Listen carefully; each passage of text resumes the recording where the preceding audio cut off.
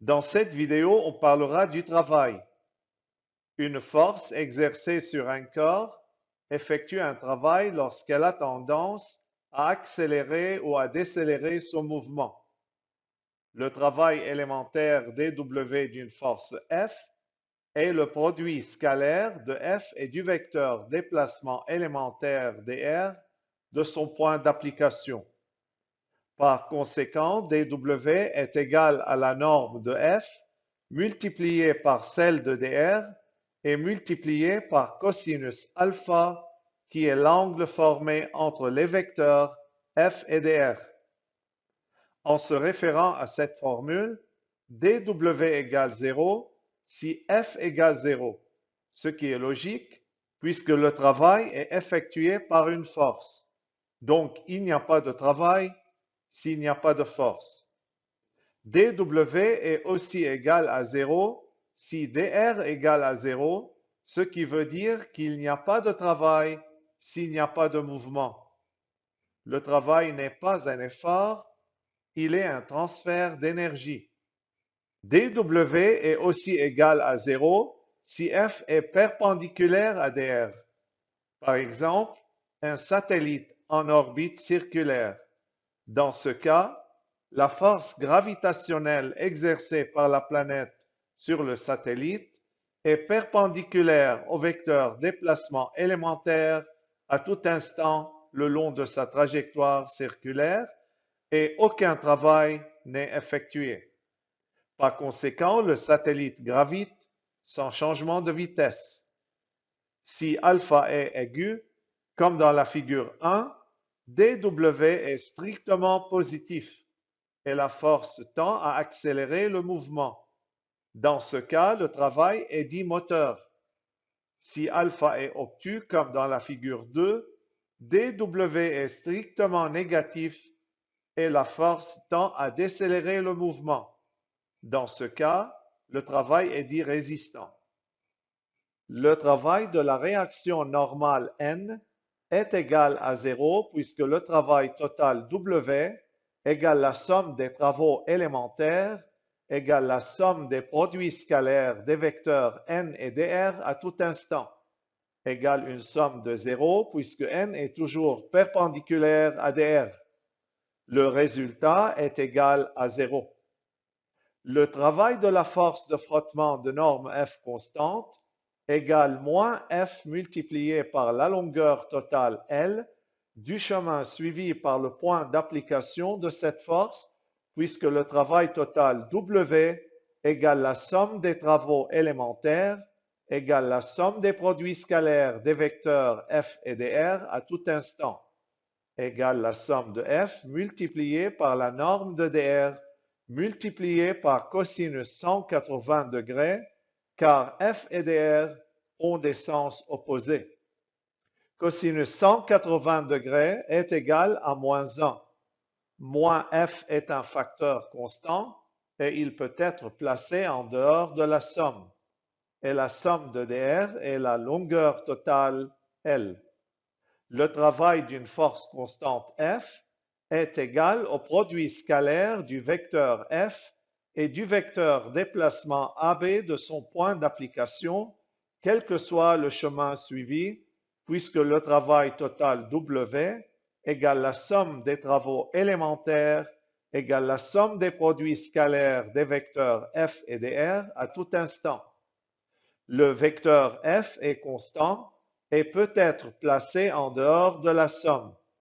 Et en utilisant la relation de Schall, la somme des déplacements élémentaires dr est égale au vecteur AB, quel que soit le chemin suivi. Dans le système international d'unités, la norme d'une force s'exprime en newton, L et AB en mètres et W en joules. Le poids mg d'un objet varie avec le lieu, mais dans une zone limitée, il peut être considéré comme une force constante.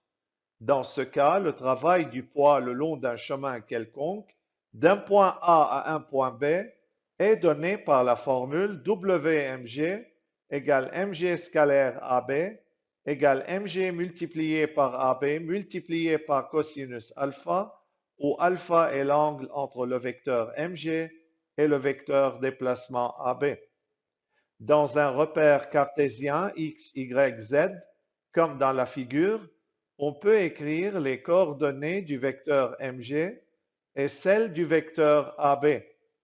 Le produit scalaire donne W égale moins mg facteur de zb moins za, où b correspond à la position finale et a à la position initiale.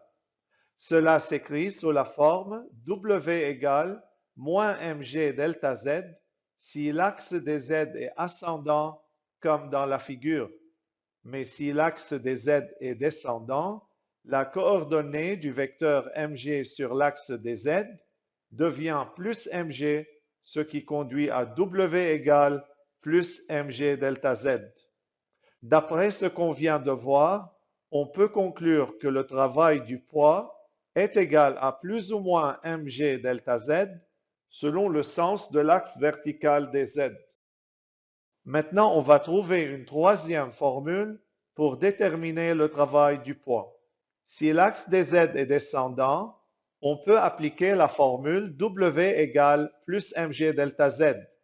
Si en plus de cela le corps descend, par exemple de A à B dans la figure, delta z sera égal à zb moins za, puisque B et A correspondent respectivement aux positions finales et initiales.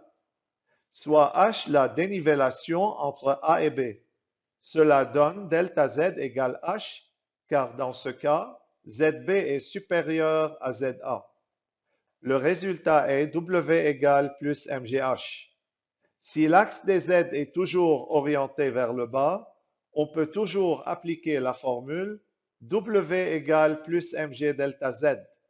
Si en plus de cela le corps monte, par exemple de B à A dans la figure, delta z sera égal à ZA moins ZB, puisque dans ce cas, A et B correspondent respectivement aux positions finales et initiales.